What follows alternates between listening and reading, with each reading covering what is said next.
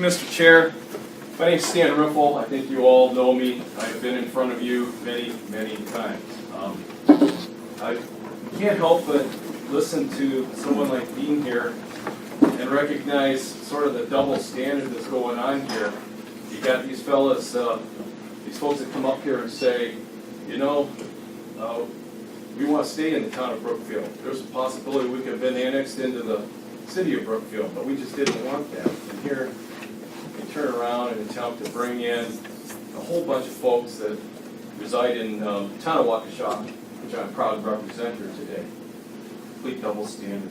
I'm here, I represent the City of Brookfield, I represent the Town of Waukesha, I represent the Village of Sussex. All three registered in opposition and are involved in certain court action that are challenging this this incorporation petition.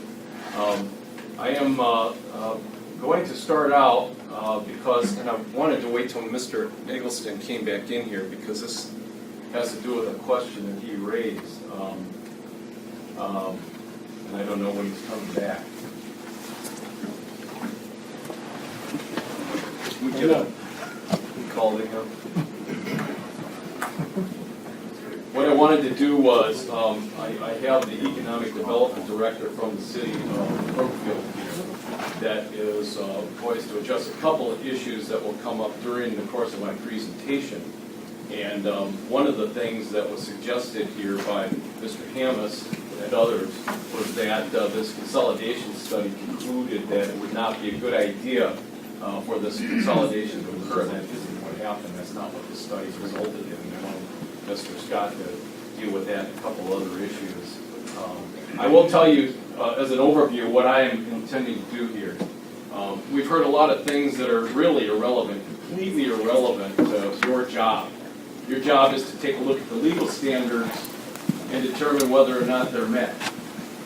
Plain and simple. Instead, a lot of what you heard is, look at the great things you're doing here in town. We've got the corners going on here and all of these wonderful developments. It has absolutely nothing to do with the reason we're here. We're here to take a look at the standards and see whether they're met. Mr. Eggleston, as I had indicated, I'm going to start out putting somebody on that I was going to bring on later in the presentation because it would fit into where we are in the standards. But you had raised some issues with regard to consolidation. Perhaps Mr. Fisk talked about it too in the context of some change in legislation. We heard some things from some of the witnesses here, or folks that are presenting information to you, and it just wasn't accurate. So I would ask Mr. Scott, the Economic Development Director from the City of Brookfield, to come and address several issues. First, the results of that consolidation study, how it fit into everything. Second, because we adopted the resolutions of willingness, which is a tool under the statute that then requires you to compare the level of services, I'm going to ask him to address that issue. And third, nobody's talked about how this remnant town is going to survive on $100,000 a year. I know that we have some town representatives here that could probably do a better job than Mr. Scott, as Economic Development Director, to analyze how far $100,000 would go to run a town in the state of Wisconsin. But I am going to ask him to address all three of those issues. So, Mr. Scott.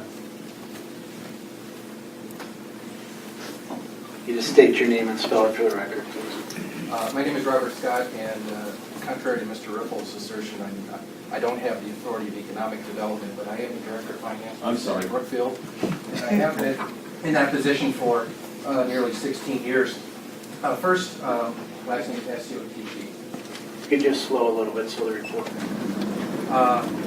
With respect to the 2006 consolidation study that was commissioned by the city, I was intimately involved in that study along with our former Director of Administration as the project managers. That study did not conclude that a consolidation should not occur. It did state a fact, which is there is a disparity in the tax rates between the city and the town of Brookfield, but it also pointed out the disparity in municipal service levels. The town grudgingly participated in the study, providing some documentation, some records, but in my opinion, if they were serious about combination or a border agreement or something along those lines, Wouldn't they fully have participated in that study, as Mr. Hamm has indicated that they've done over the years in terms of overtures to the city. With respect to the questions that Attorney Riffle asked me to address, with respect to why the city could offer services to the proposed incorporation territory on a more cost-effective basis. The City of Brookfield, like most cities, offers a full complement of municipal services. Using the 2012 city and town budgets as a base, and even considering the factual disparity in tax rates between the city and the town currently. Through elimination of the town's utility district user fees and reducing costs through duplication from duplicate services, staff, etc., we estimate that the consolidated municipality could provide services at an equivalent level that would generate $2.5 million in what I call excess taxes that would reduce the overall tax cost to the consolidated taxpayers within a consolidated community. You apply a 3% inflation factor, that excess tax amount could grow to nearly $3 million by 2017. The cost reductions we estimated conservatively, depending on the service level decisions reached by a combined governing body, could actually be greater. Some examples of those cost savings from eliminating duplication would elimination of town administrator, the clerk function, treasurer, finance function, attorney, municipal court functions, as well as facilities costs for the building that you're standing in right now. There we would be able to eliminate duplication of public safety command staff salary costs. There would likely be a reduction in costs relative to stormwater management and elimination of duplicative planning and zoning efforts. And further, in addition to the cost savings from a combined municipal budget, the town residents the current Town of Brookfield residents would no longer be assessed the Waukesha County Federated Library System tax, which I believe is around $280,000 that they pay as a separate tax as part of their county tax levy on their tax bills. Mr. Riffle also asked me to address, as he indicated a few minutes ago, how a remnant town could function with the estimated $100,000 a year in revenue that the town's submission to you included. I've been doing this job, or this, like I said, for the city for 16 years. I've been a finance director analyzing municipal budgets for over 22 years. I can't conceive how a government entity, no matter how small, could do the functions required under state law on $100,000. There are a variety of functions that a town government, regardless of how small, would have to fulfill. There is an elected town board, there's a clerk and elections function, you have to collect taxes, you have to assess property, there's other services, policing that are currently provided to what would be the remnant town. Police, fire, there's streets, there aren't cow paths that people are driving on. Maintenance of remnant town facilities and lands would have to be accomplished.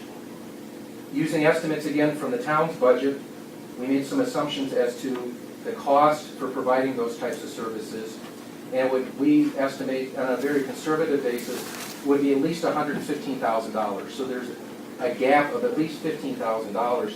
But that assumes that the primary municipal service of policing would be assumed by the Waukesha County Sheriff's Office without any charge to the remnant town parcels.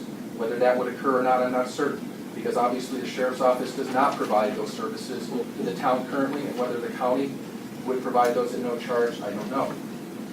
And obviously if they would, the gap would grow significantly. And then finally, there are several municipal services that would either not be performed, i.e. a planning and zoning function for or oversight for the remnant town, or it would require those town residents, they wouldn't be assessed taxes by the political entity, but they'd have to pay for it. For example, refuse and recycling costs. Thank you for the opportunity to provide comment, and I'll turn it back to Mr. Riffle. Is there any questions from members? The City of Brookfield has a library, Correct. and the library is part of a federated system or some kind of... It's part of the Waukesha County Federated Library System, correct. So that therefore people in the town of Brookfield can already use the Correct. city? library? as they could any library within the county. Okay, thank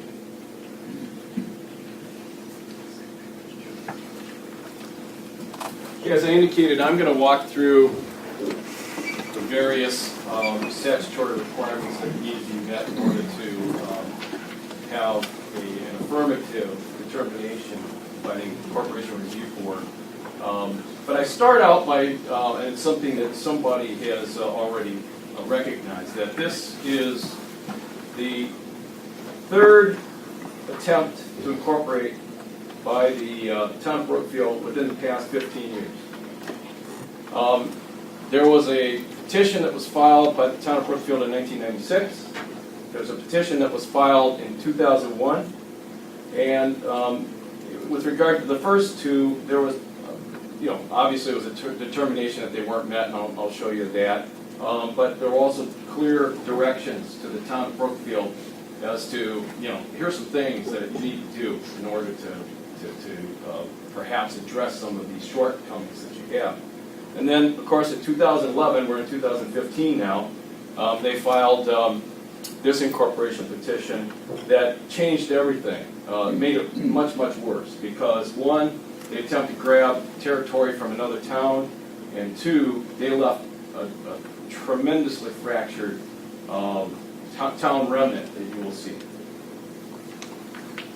In the 1996 petition, your determination was that with regard to homogeneity and compactness, it was not met. You found that territory beyond the core, tax revenue, level of services were met. Impact on remainder of town wasn't applicable because it was an entire town that they sought to incorporate.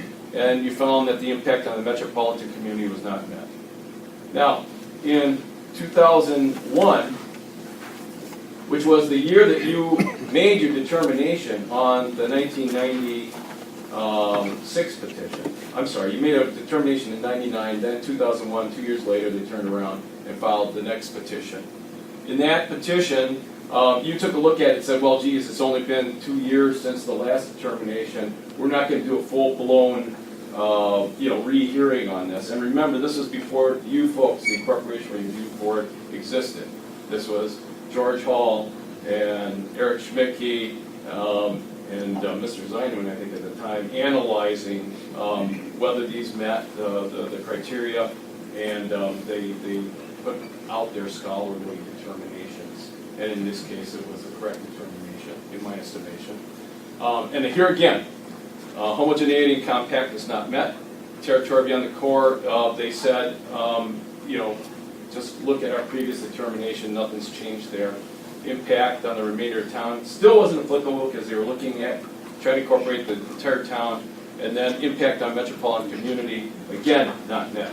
I'm going to go through some during this process, some of the exact language that were in those determinations. So we start with this petition coming in, totally different. Now the petition, as we know, has a remnant town, and it has a portion of the town of Brookfield, 288 acres included. And so I suggest to you that when you analyze this, you're going to conclude the following. First, homogeneity and compactness not met. I mean, indeed, the specific reason that you gave in one example is still in existence today. Actually, two examples of the previous configurations here. And I will remind you that legally, in order for you to find that this petition meets the criteria such that it should go forth to an incorporation referendum, you must find that they meet each and every one of these criteria in every single regard. And so, homogeneity and compactness not met. Territory beyond the core, that deals with population within the area. Yes, we can see that that's met. Tax revenue, for reasons I'll demonstrate, not met. Level of services, not met. Impact on the remainder of the town now is an issue, and it's definitely not met. And impact on the metropolitan community, for reasons that you cited before, and more reasons that exist now because they go into the town of Waukesha and they have this fractured, small remnants of a town that's left not met. Standard 1. Let's review what the law says. Homogeneity and compactness, characteristic of the territory. The entire territory of the proposed village shall be reasonably homogeneous and compact, taking into consideration natural boundaries, natural drainage basin, soil conditions, present and potential transportation facilities, previous political boundaries, boundaries of school districts, shopping, and social customs. Many of these come into play. I want to show you what they're proposing to incorporate. Now, if you can move it down, you'll see as an overview, just move it around so you can look up here. This is the remnant town that goes up to the north of here. We'll have better pictures later on. That is separated from the remainder of the town down here, which is a piece here, a piece here, and then down on Greenfield, several pieces here. That's your remnant town that would exist if you find that they meet the criteria. As far as what they're seeking to incorporate, you've got the 2 subdivisions here. You've got the main body of what I will call the Village of Gerke's Corners here. You got this piece that we'll talk about that you didn't like back in the last 2 petitions. And then, of course, you've got this created a new finger that sticks out because of this incorporation that has happened since that time. There's another remnant or an area that's not compact or homogeneous for several reasons, including some issues over here. And then you got the Town of Waukesha lands that are cut off down here. We will suggest that of the Gaywood subdivision up here, this area here, and the Town of Waukesha area down here defeat any finding of homogeneity and compactness. And again, this is a better picture of what you're dealing with the actual territory. This is a Hollycrest and Gaywood subdivision, and this is what we call the Calhoun area south. This is what I call the finger on Highway 59, and this is the Town of Waukesha area. So, as I indicated, they're the 4 areas that I just talked about. Okay, just for reference. So now, if we can go and take a look at the first area.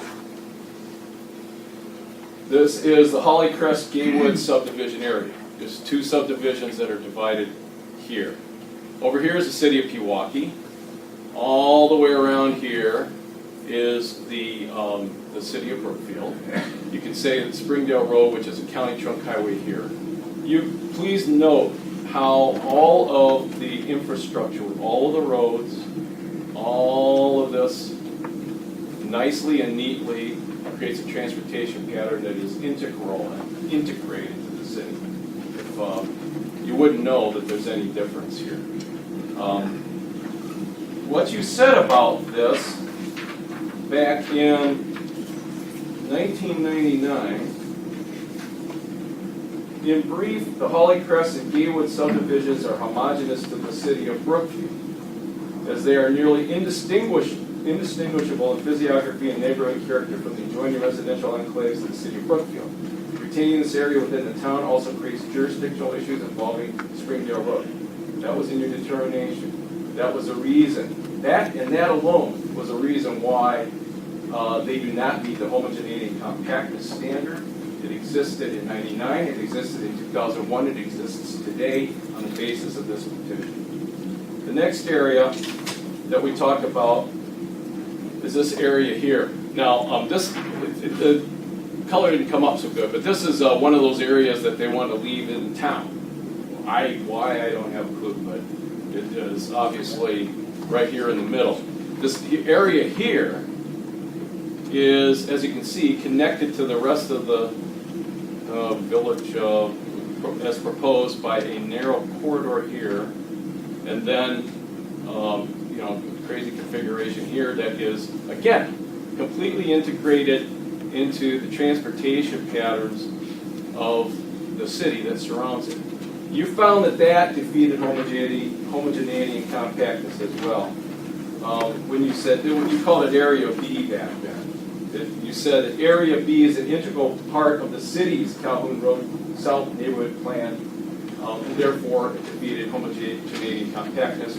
You said that in 2001. It defeated it then. Nothing's changed. It defeats it now. The next area, as I said, is this finger down here that sticks out to the west. This is now going to be a residential development in the city of Brookfield that integrates into, you know, the rest of this development that's in the city. To the south, you've got the city of New Berlin. Here again, you got a couple of little pieces of remnant town. Again, why? Who knows? Evidently, they felt that this finger doesn't defeat homogeneity, but you go just, you know, 2 lots over, that would defeat homogeneity. And then you go over here, that would defeat homogeneity, so they left that out.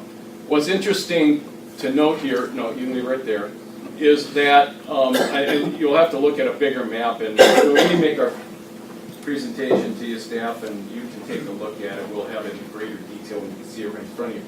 But there's all kinds of wetlands and all types of natural features that there's not any development in the town, you know, anywhere near this. It's cut off completely. This is a finger that's isolated. And as we noted before, some of the things that you look at are natural features and drainage basins and that sort of thing to determine whether or not that area is homogeneous. It's not homogeneous at all to this town. And we had noted, we would suggest that these 6 parcels are surrounded by the city of Brookfield, city of New Berlin, is connected to the Rainier town across a wide intersection of County Truck Highway Y and 59. The lands immediately to the west consists almost entirely of undeveloped and undevelopable wetlands, further segregating this area from the remaining of the proposed village. Final area for your consideration is the area that is within Town of Waukesha, my client. And as you will note, it sticks out here and is attached only by that little corridor there. This is an area where some of the other standards come in that we talked about before in homogeneity and compactness. Remember that there are a variety of ways that you look at this, not just if it's a nice neat ball or square or whatever. There are other things that come into play. And in here, there are several that are very, very important to consider. One, present and potential transportation facilities, shopping and social customs, previous political boundaries, sewer service boundaries. Here is a map that shows what you have in, this is the area down here. This up here is Gerke's, the area of Gerke's Corner, okay? Here we're down in here, distant from there, but really, if you talk about transportation, you're not going to go from here, come up in here, go through all of the town roads to get up to the Gerke's Corner area. You're going to go and utilize the areas within the city of Waukesha and stay in the city of Waukesha until you get to this area. Or you're going to go through New Berlin on Greenfield and then back up to Barker straight up. It's totally, it's not connected. It's not connected in any way from a transportation perspective. Then you want to talk about shopping customs and social customs. Obviously, you've heard from these folks here. Socially, they don't want anything to do with this. Their social customs are down in the town of Waukesha. They're not in the town of Brookfield. And you can hear more, I'm sure, as they get off of work and come in here. But everything that they could possibly want here, they're not going to go up into this area to get to. I've got banks and grocery stores and gas stations. They're not going to go up here. They've got everything they want right here and right here, all in the city of Waukesha. It's not in the town, but it's not in the proposed village Brookfield. They're completely separated from a shopping and social custom perspective. I don't even need to talk about yet political boundaries, although you can throw that up, the next one up there if you will. No, that's good. That's fine. And we're going to talk about sewer service in a minute, but obviously the previous political boundaries is in the statute for a reason, because you got to take a look at whether it's homogeneous and compact on the basis of the previous political boundaries. This one hits you a slap in the face because they are a different political boundary. They are in the town of Waukesha. That has to be taken into consideration. And then finally, I talked about it. You can't really see this very well, but I talked about sewer service areas, which are important. This area down here is the town of Waukesha. And as you'll note, and I'm not going to talk a lot about this because somebody from the city of Waukesha is going to come in and tell us all about it. But this area here is in the 208 plan, which is the long-range plan for sewer service. It's in the Waukesha area. It is to be served through Waukesha, not through Brookfield. It flows gravity-wise that way. You have to put in lift stations at the cost of millions of dollars to get up here. There have been slight amendments, not from this map, from the previous map, but most of the area that is in the town of Waukesha is in the Waukesha sewer service area. So in conclusion, there really hasn't been any change in the two areas in section 18 and 28 to the 1999-2001 determinations. We have new conformity with the area in section 32, the finger that goes out. We brought in the town of Waukesha lands that are not reasonably homogeneous or compact. The next standard.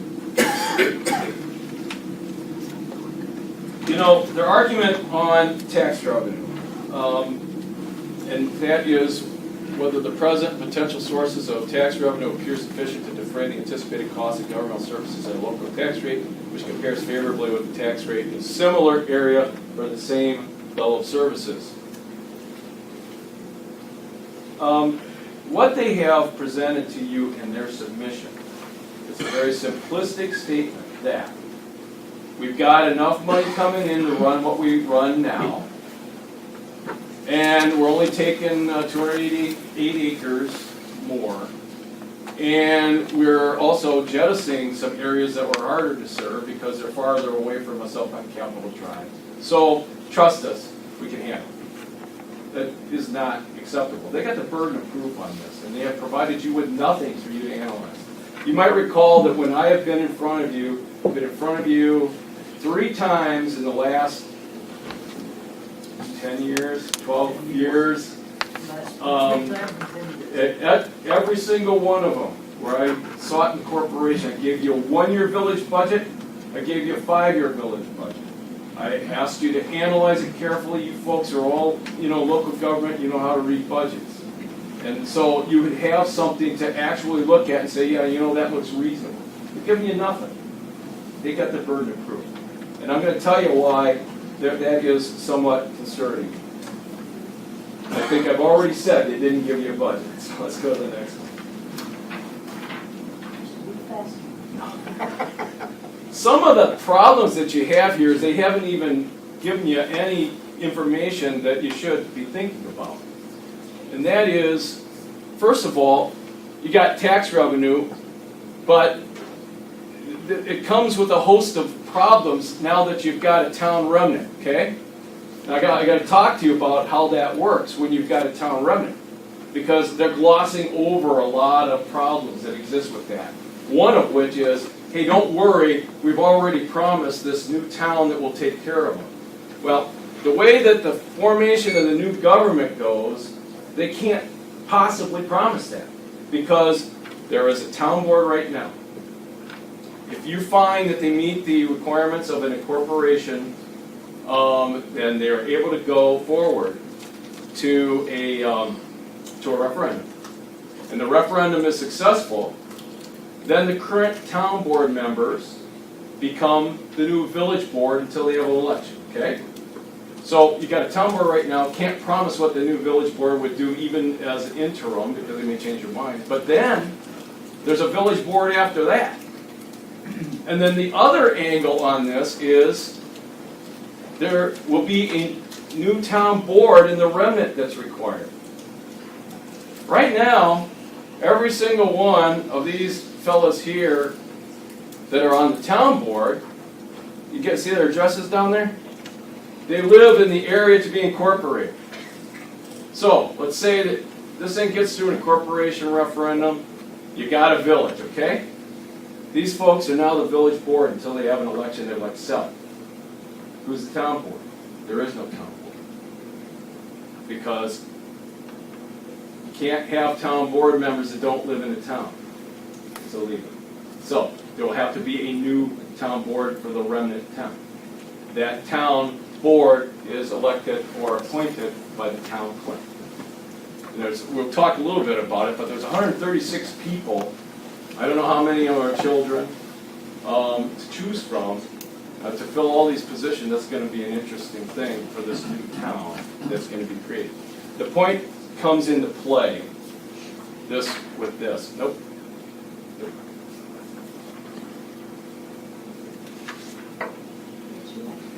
It would be the ownership of assets.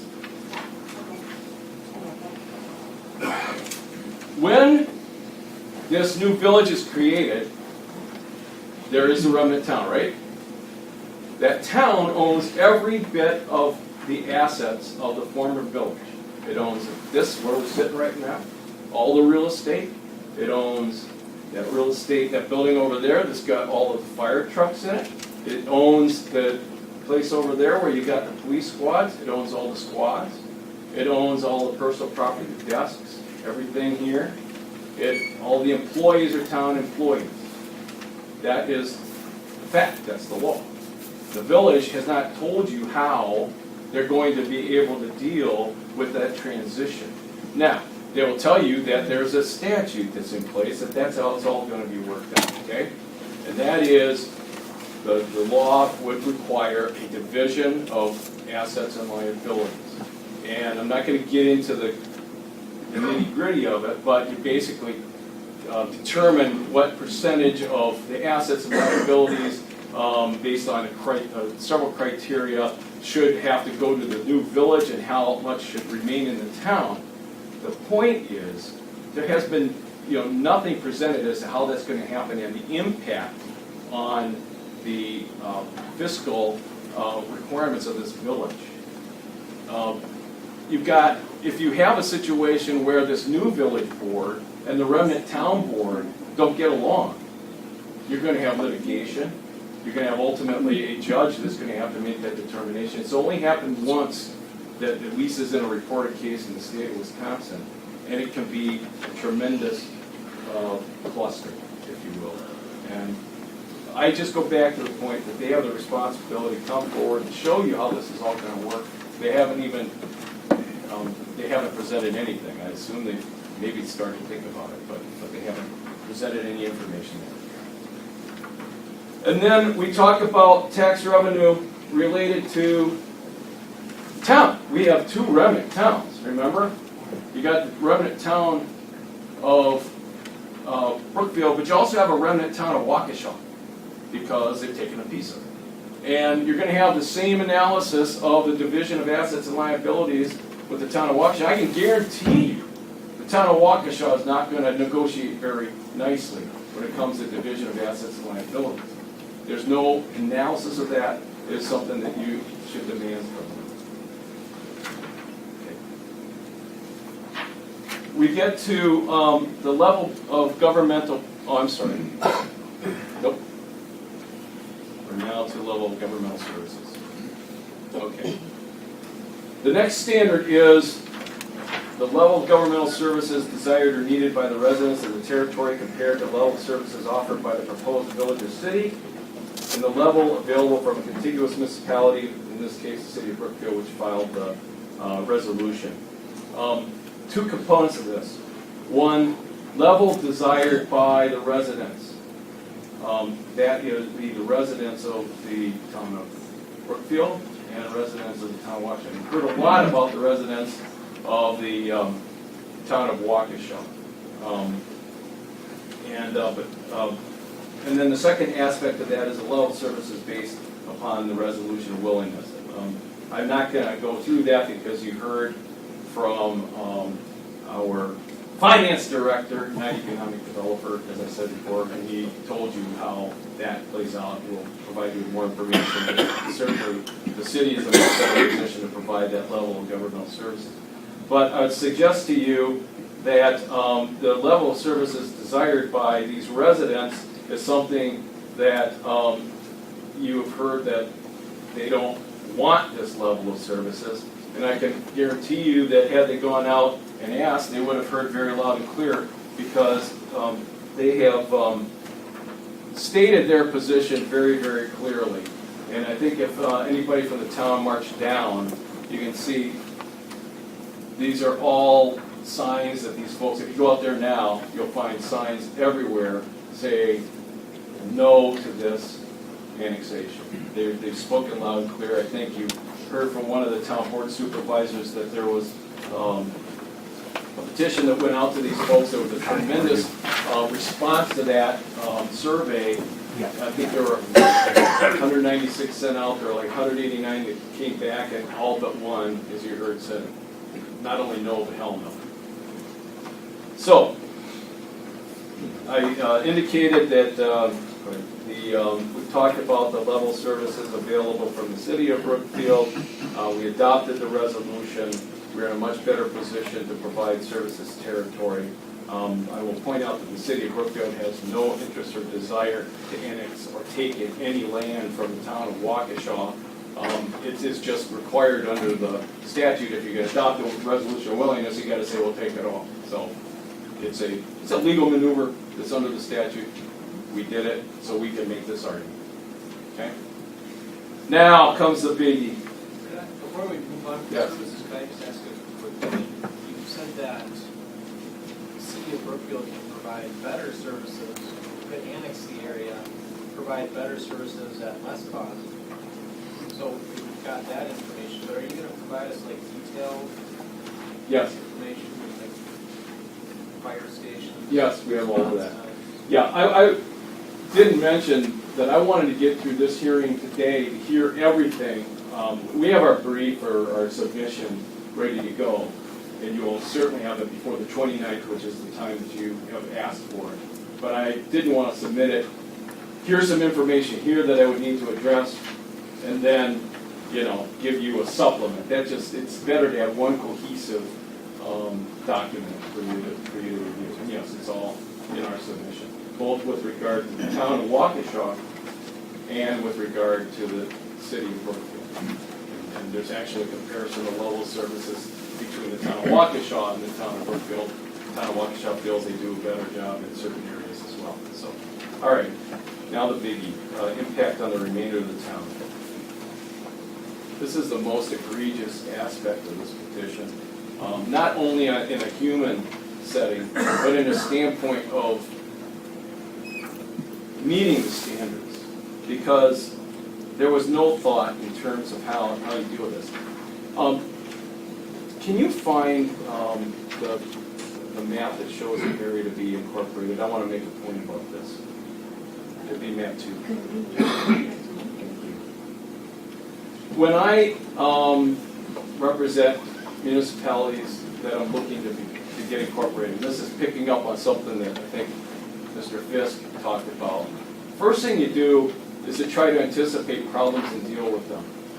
And I was just thinking about this over here, and I neglected to remember this coming in here today.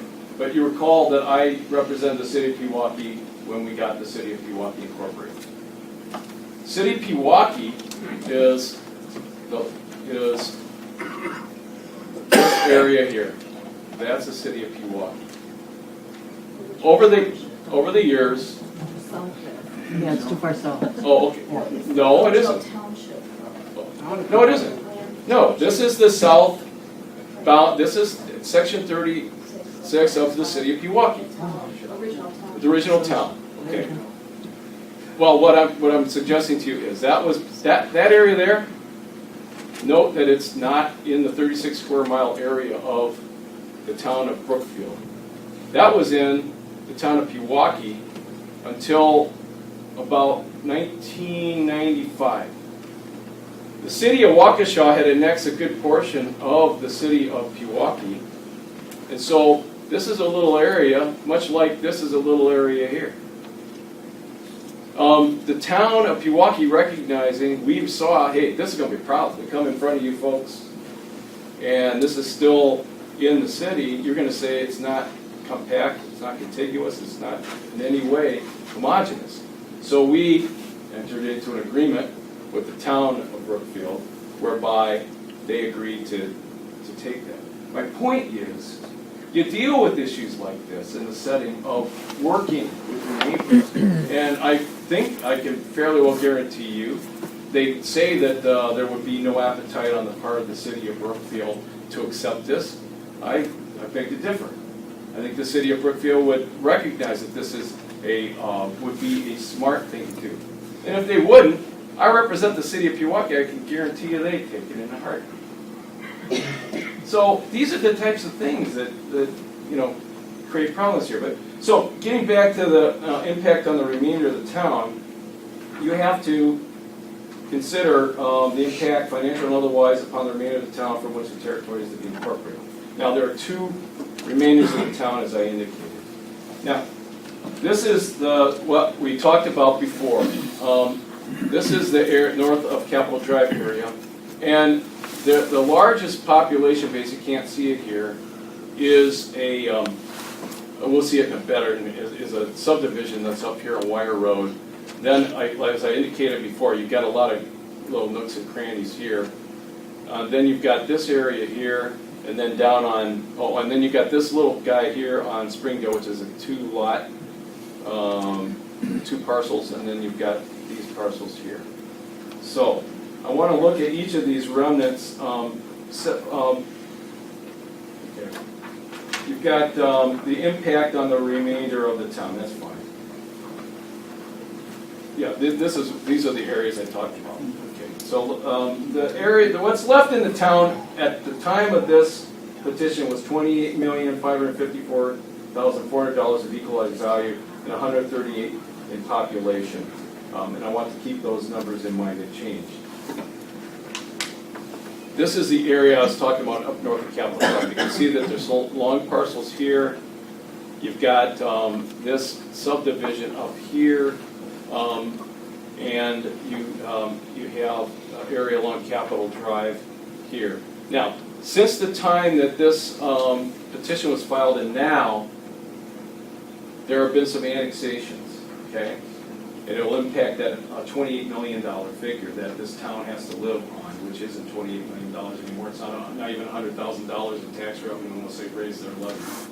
Because they've lost one of the larger taxpayers, which is Safro Toyota, which, by the way, the city's in litigation over because the Safros don't want to pay. No, the town's in litigation. The town, I'm sorry. The town and Safro are in litigation over some deferred assessments on sewer capacity that they've been levied that the town could never provide them with the service. And then this area here, which is right now being developed industrially in the city.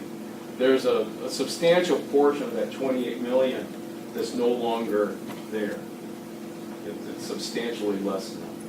But, so that's that area up here, first part of the remnant. I just want to go through these remnant areas and describe them to you. The second part, smack dab in the middle of the town, and it's actually in the middle of the city now. This area here is vacant. Of what purpose they left it sitting there, you have to ask them. I have absolutely no idea. It makes no sense at all, other than perhaps they feel that it is going to, increase the. If this were in the petition, it would make it even more clear that this is not reasonably homogeneous in content.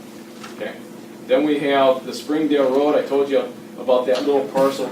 Right here's that Gaywood subdivision that we talked about. And then this little area was left out. I mean, I don't understand if they're gonna put this area in that's a mile away from the closest land of this proposed village. I don't know why they wouldn't take that in too. Again, perhaps they'd say, well, this even makes it more clear that they're not reasonably homogeneous and compact.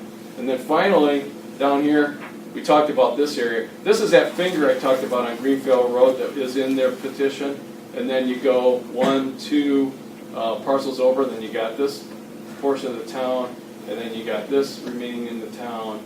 And again, I can only surmise they felt that that would create a worse situation as far as homogeneity and compactness. But it creates a worse situation in that you've got all of these areas spread all over. I would suggest to you that it would be completely unconscionable on your part if you allow an incorporation to go through of this village that results in that configuration of a town in this day and age, where you've got 2 little pieces on the south end of the town, and 6 miles to the north you've got a big blob with a bunch of folks that live in this subdivision, and then you've got one little piece that's as far east as you can get of 2 parcels, and then you got a blob right smack dab in the middle.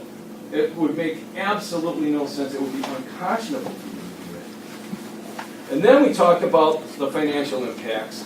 Again, I think Mr. Scott is being incredibly generous. There's no way you can operate a town in this state on $125,000, $150,000, $175,000 a year. And when we talk about this notion that, well, the town of Brookfield has promised this, when the village is a new village, that we'll give them services. We'll provide them with services. Well, that's all well and good, but number one, there is no village board. They can't speak on behalf of the village board, and there's no town board of this remnant town to accept it. It's preposterous. What should have happened is, and the way, as I indicated before, you work these situations out ahead of time where these poor folks up at Capitol Drive, okay, if you could talk somebody into a service agreement in the event they become incorporated, that's one way to handle it. Same situation for these, remnant town, these other remnant portions of the town.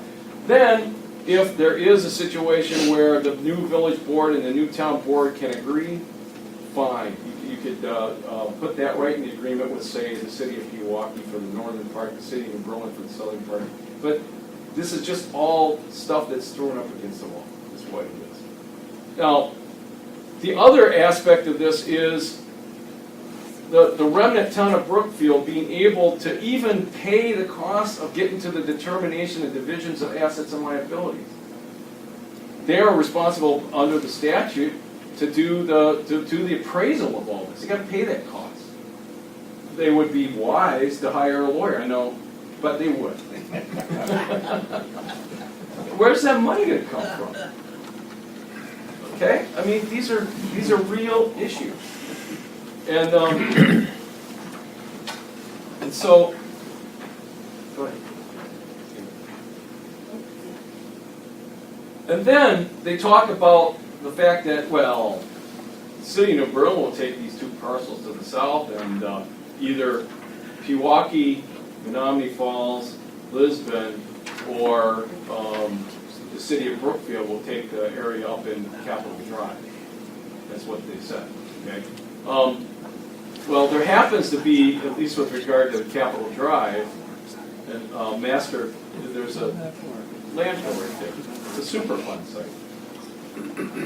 And what you're going to have is there a remnant town that it has a Superfund site right in it. And I don't know about you, but I don't think that most municipalities, if they are given the choice, want to take on the responsibility if something goes wrong in a Superfund site to be able to take that on. And I'd also suggest that this remnant town would have absolutely no way to deal with that. They just would not have the financial resources to take care of that.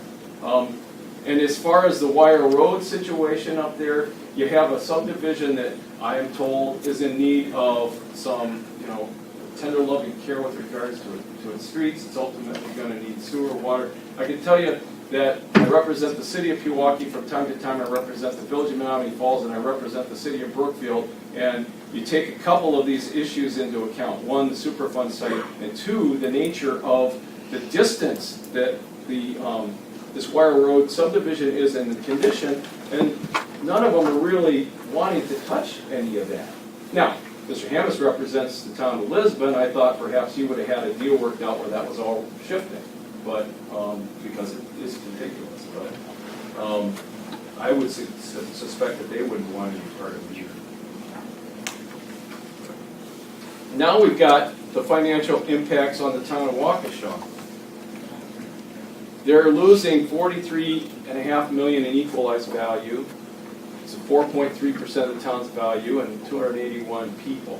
That is something that is not going to kill the town of Waukesha, but it's also something that certainly isn't a beneficial situation as it relates to the town of Waukesha. Maybe more important, as you heard the town chair talk about, they estimate that there's $70 million worth of growth opportunities there that are, obviously even more than the amount that they're losing right now.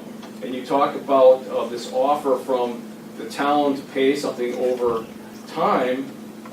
This town could certainly bind the remnant town through such an agreement, but they can't bind the future board of the village board, as we said. And the reality of the situation is they want to represent their people. They want to be just like the town of Brookfield is in terms of protecting its security. And to suggest, well, I can't understand any reason why they wouldn't take $600,000 over 10 years. It's ridiculous. Of course they would. They want to be able to thrive on their own. They want to enjoy the redevelopment and development opportunities on their own, and most important, they want to protect their people, and they will do that.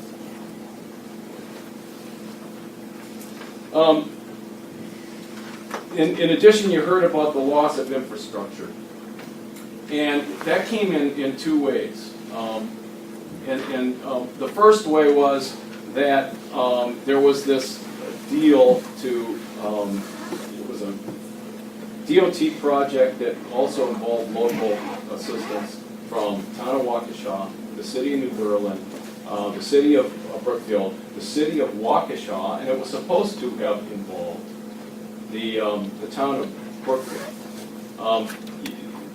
It is maybe the most poignant example of the way that the Town of Brookfield operates. Now, I've got Mr. Kreise here from the city who lived through this, and I thought it was important for you in the context of, it's not only in the context of the impact on the remnant town of Waukesha, that they're going to lose all their investment that they put into that road without getting anything back in terms of the economic development opportunities, which is why you do such things. You improve your roads so that it'll help you in the future. But also, when we get into the impact on the metropolitan community, one of the things that you look at is, is this going to help hurt, and how have the parties gotten along in the past? So I'd ask Mr. Kreise simply to address the history and the recount of the way that the town of Brookfield operated throughout this process of trying to get Greenfield Road done.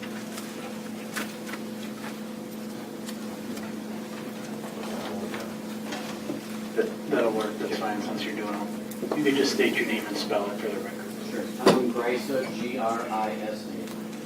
I'm Director of Public Works. In the late 1990s, each of the municipalities that Mr. Riffle mentioned sent the state legislators a resolution requesting that Greenfield Avenue be widened from Calhoun Road to Highway 164. There was a DOT rule that indicated that if you widen a portion of a state highway, there's a certain period of time before you can widen the rest of it. These resolutions requested that that be waived, and indeed it got the attention of the state legislators, and they convinced the DOT to go ahead and move forward on the widening of that section of Greenfield Avenue, which is State Highway 59. The DOT has rules that indicate if a state highway has a certain percentage, in this case 40% of traffic is considered local traffic, then the local municipalities participate at a cost share of 25% of the improvements to that roadway.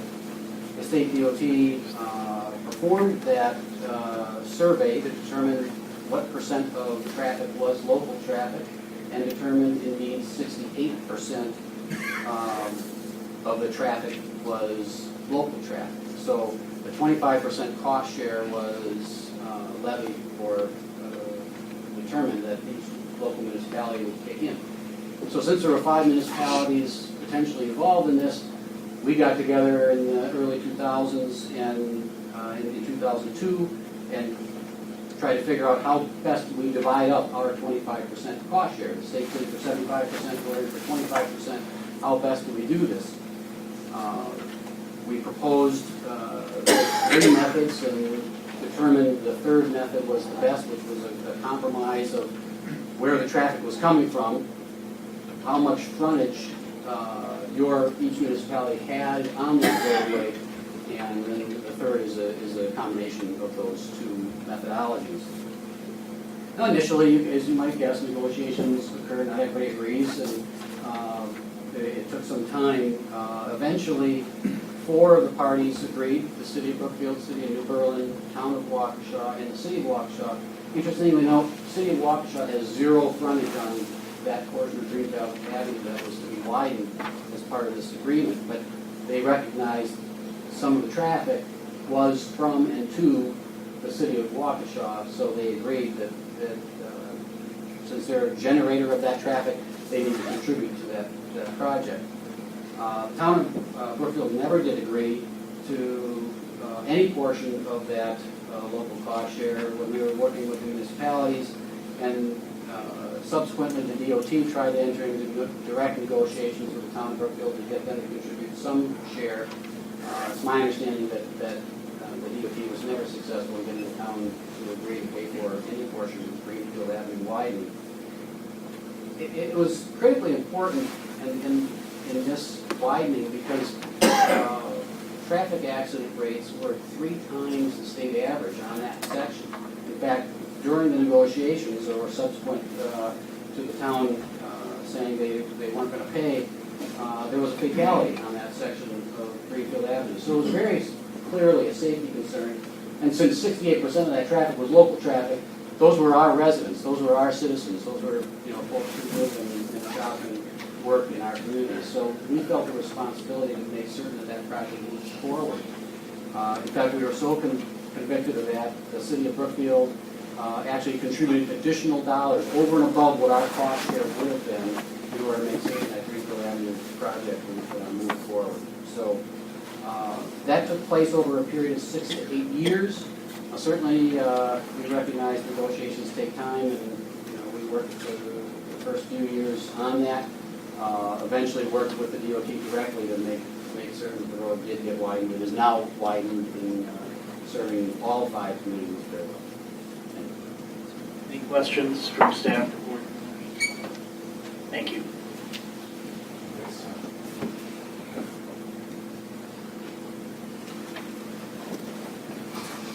So, the town of Waukesha feels that those dollars will be lost.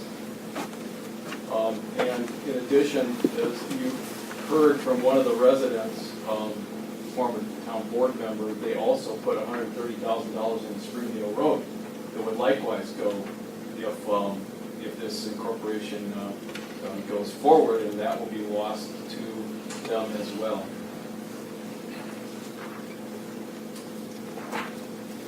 Final standard is one that, as I had indicated previously, you found was not met. And that is the impact on the metropolitan community. And that requires you, in the context of the petition, to determine whether the effect upon the future rendering of governmental services, both inside the territory proposed for incorporation and elsewhere within the metropolitan community, you must consider that. There shall be an express finding that the proposed incorporation will not substantially hinder the solution of governmental problems affecting the metropolitan community. You found that that was not met then, it is worse now.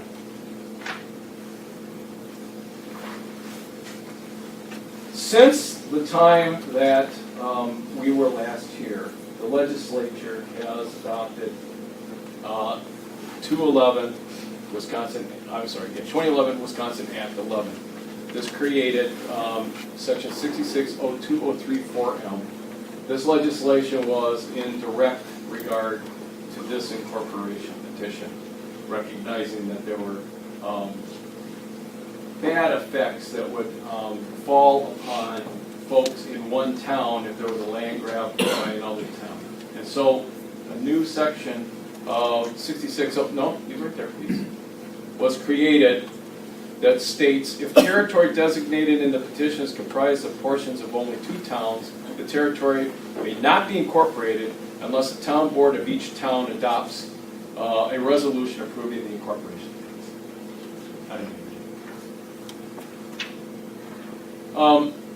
In 2011, right after the this Wisconsin Act 11 was in place, the town of Waukesha adopted the resolution saying we are not going to agree to allow our people to allow this incorporation petition to go forward. So it was the express indication under that new statute that they would not adopt the resolution approving the incorporation. And again, I think Mr. Schmicke indicated that we were up in the Court of Appeals on whether or not I could stand here on behalf of the town of Waukesha as a full party in the lawsuit. The Court of Appeals recognized our right to do that. The Court of Appeals also recognized that Act 11 applies to this incorporation proceeding. And therefore, after that came back from the Court of Appeals, once again, just to make sure nobody could be confused at all, the town of Waukesha adopted Resolution 2014-22, once again saying they will not adopt a resolution approving this incorporation. Now, when this came back from the Court of Appeals and it went back to Judge Kiefer, and Judge Kiefer then lifted the stay, which had to be in place so that you folks didn't have to deal with this until the Court of Appeals decided whether the town of Waukesha was involved or not. Immediately when it came back, I filed a motion with you folks. I don't know if the Corporation Review Board members know, but it was probably dealt with administratively. But it was my position that this hearing is absolutely not needed because it was my position that Act 11 stated that the legislative, this is my opinion, I think I'm right, Act 11, of course, that the legislative intent to provide, it was the legislature's intent that without the consent of both parties, as a matter of law, the impact on the metropolitan community standard cannot be met. It's the only rational way of looking at what they had in mind. And so my suggestion to staff was make a finding that unless there is a resolution from both towns, it's a waste of time to go through this hearing because it cannot meet this standard. You can't meet it. It's an automatic negative impact on the metropolitan community as stated by the legislature in this statute because they recognize that these people be disenfranchised unless their elected officials say it's okay.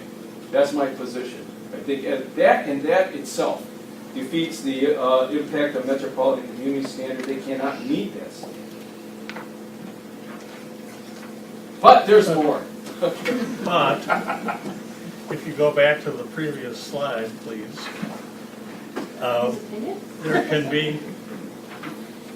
How can you say that the proposed incorporation, as described in the petition, wouldn't substantially hinder the solution of governmental problems affecting the metropolitan community when there is no solution of governmental problems affecting the metropolitan community, as described in your presentation, that these problems apparently exist but they're not being solved by the existing Petition. the existing groups of government Right. who are involved. I couldn't put it better, but you've got the horse before the cart. It's the Town of Brookfield's responsibility to do whatever it can. It's their responsibility, not everybody else's, to correct those. And if they need to go and do whatever, hey, City of Brookfield, if you will take these areas, we'll give you, $5 million. Or if you go to the town of Waukesha and say, look, some problems are not solvable, but that's not anybody's fault. Then you go to the legislature and you say, okay, legislature, come up with a way that you can deal with this, because in some circumstances you cannot simply meet the statutory criteria. Those statutes are the statutes. If it's impossible to meet the criteria in the statute, it's impossible to meet the criteria in the statute. If you've got, in this particular case, you've got an area that's been dwindled down to something that's less than 4 square miles. Well, that is what it is. If you can go to the legislature and say, okay, legislature, if you got $1 billion in equalized valuation, you can incorporate a 2 square mile village, as long as you got, $1 billion in equalized valuation in the area. Okay? Then you got your Village of Gerke's Corners, right? Because they can get rid of all these other problems with these little hanging parts to this proposed village, taking in territory from the town. They would have to still probably work out the problems with the remnant town. They have to do that. But, we have to have a solution that deals with all of these problems. These problems exist, and there's no resolution right now under the statutory criteria. It's the best I can tell you. Okay? And so what if there's no solution? That's not your job. Your job is, hey, let's look at these criteria. Are they met? No, they're not. Okay? So Whose job is it to find a solution? well, it's nobody's job to find a solution. There may not need to be a solution. They will continue to exist, or they will consolidate with the City of Brookfield. We'll see over time. But lawyers in business, right, Stan? well, it does. It does. All right, so I'm going to go through some of the other impacts on the metropolitan community that exist. We have traffic jurisdiction impacts. You're going to see some pictures of some areas. This doesn't show up very well, but there's a winding intertwine of jurisdiction here between city and town, and city and town, and this exists all over the place. I just want to run through these. These are just examples. In this area that's in the center, that's the Calhoun Road area, you can see where you've got all kinds of problems here that are created, and I think as Mayor Ponto said, they will be created in perpetuity if you allow this to go through. That will always be there. And likewise down here, in the southern portion, you've got jurisdictional areas, and there are others throughout, in the area. I just pick these out as an example. Now, the other thing that I wanted to bring to your attention, this is not the first one, is it? You have already spoken. 5 minutes. You've already spoken on this issue, and nothing has changed. In your 1999 determination, you stated there is a history of isolated planning that results in poor intermunicipal relations. You found that as one reason why you did not meet the standard regarding impact on the metropolitan community. That was true then. It is true as you've heard now. Nothing's changed. You can't, you've already spoken on this. Likewise, in 1999, you said, the major difficulties relating to the effect of incorporation, I'm sorry, you can't read that. The major difficulties relating to the effect of incorporation on the metropolitan area are due to the fragmented nature of the proposed village limits. This fragmentation raises the issue of the ability of the regional transportation system to adequately connect the different segments of the proposed village, and a fiscal equity consideration as to whether they should connect these disparate parts. Residential developments in segments of the proposed village have better access to services and resources in the cities of Brookfield or Waukesha than those resources available in the southern section of the town. These fragments also result in inconsistent land use and planning efforts along major transportation corridors where multiple jurisdictions exercise control over fragmented corridor sections and where there is a failure to cooperatively plan for the urban design and regulation of these areas which fall within multiple jurisdictions. The department determines that it cannot find that the proposed incorporation will not substantially hinder the solution of governmental problems affecting the metropolitan community, and that therefore this criterion is not met. That is not true in 1999. It is even more not true today. And then finally, there's been a suggestion that, and it's funny, this theme happened back then too. Oh, if we get incorporated, then that'll fix everything because there won't be any of these problems. But you said in 2001, would incorporation, as various town exhibits claim, level the playing field and enable dialogue between the city and the town? In the experience of the department regarding the application of alternative dispute resolution, the answer to this question is no, especially when considering how the various issues discussed within the many exhibits are framed by the town. That was true in 2001. It is even more true now. Like I said, very quickly, the new factors that create even a much greater problem in the metropolitan community is that fractured remnant town that cannot exist on its own, and the disenfranchisement of the town of Waukesha residents and the businesses there. So, in conclusion, 5 standards, 4 not met. What was true in '99, what was true in 2001 is even worse now. Any questions?